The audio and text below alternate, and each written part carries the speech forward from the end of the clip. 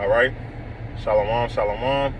First and foremost, I want to give all praise and glory to Yahweh, Ba'ashem, Yahweh Shai, Ba'ashem, Kakadash. Double honor to the apostle and great millstone that rule well. And salutation to the Akim that teaching this truth of the folk on the earth to the city, live the name of Yahweh Ba'ashem Shai and the few sisters that listen as well, man. So we can never get it enough. Hey, we hear the prophesy the downfall of Babylon the Great, man, and Babylon is falling.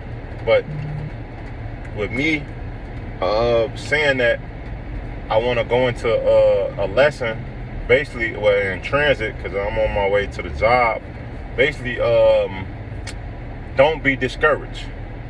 Don't be discouraged, brothers and Akim and sisters, man. Don't be discouraged, man. And what I mean by that is that we know that Babylon is through.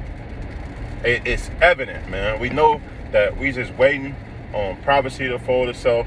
We know things is not going to return back to normal. We know we moving forward to this MOTB, the mark of the beast. We know that, right? So knowing those things, when society is collapsing, famine is growing. Knowing those things, man, don't be discouraged, man. And what I mean by that is because this is the patience. It's a trial of your faith. Salakia. It's a trial of your faith. So knowing that we finna be tried on all levels, don't get discouraged, man. Because I know sometimes we get into a rush batch. I know, like, growing in this truth, man, just speaking through experience, man, when I first came in the truth, I used to get discouraged a lot. That's why the scripture tell you be persuaded and be fully persuaded in your own mind. This is exactly what you want to do. Now, we know that we go through affliction. We know that we're going to go through certain atrocities and things like that. But things is gonna get serious, man. We are approaching evil times. Knowing that we're approaching bad and evil times, what type of mindset we shall be in? We shall be in that everything is gonna be all right. Everything is cool. The Lord got us. That's the mindset you shall be in, man. Not being discouraged. Not being acting like it's a burden. Don't doubt none of these things, man. Because the first thing a person, especially a woman, but first thing a man do when things get to going bad, man, they get frustrated. Because when you can't pay your bills or certain things happen at your job or certain things like that, you get frustrated like, wow, what is I'm gonna do? And some people get into panic mode, man. You don't want to get into that panic mode that you get to a point that you make a decision based off emotions. Basically, man. That's what women do, man. So when I say don't be discouraged, meaning, man, don't faint. Scripture tell you we had this mystery through mercy. We do not faint, man. So don't faint, man, because our adversity, our trial shall be tested, man. They say through the fire of affliction, man is being acceptable. So we gonna get tested, man. We're gonna go through that fire. Things is gonna feel like, man, you gonna feel like you want to give up. Because we feel like that now. How much more? Because I know I have some of them thoughts and this and that, but you cut them demons, man. Like Yahweh Shai said, man. Yahweh Shai said, use the scriptures. You pray and you fast more, man. But how much more with Babylon falling, man? Because you're going to be put in a situation and certain things, and it might be your job, man. Your job might come to you and be like, well, hey, such and such, if you don't taste this potion or this such and such, man, you can't work here no more. Now, that's a hard decision, especially when you have a family. Now, it's not too much hard decision if you by yourself. But if you have a family, you got kids, you got a wife, that's a decision you have to make. Now, from man and the Lord, I know we typically, that's an easy decision for us. Okay, fuck it. Hopefully we found another job. But for other people that's watching this video, or young brothers in the faith, it's basically for you, man. If your job coming, just say fuck it, man. I know it's kind of hard, and I know you might not know if you're making the right decision, but you are, man. Especially with all the things that been pushing on the forefront about this potion or anything that can be. It's just not about the potion. Potion is just the main topic of this year, going into the MOTB. But it could be anything, man. It could be anything. You might lose your job without taking the potion, man. You might just go on your job and then they might just lay you off. You know, things happen. But don't get discouraged feeling like the Lord have forsaken you, man. There's a scripture in Isaiah, man. It basically, I'm roughly paraphrasing because I'm in transition. I can't really bring out scriptures like I want to, man. But I'm going to quote it.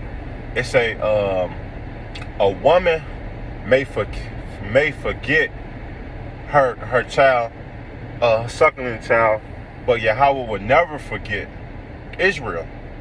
Meaning that if you part of that, a number that part of that elect, hey, the Lord never is going to forsake us. Scripture says that our servant, his servant shall eat. So knowing that alone, you shall be in a good comfort mind.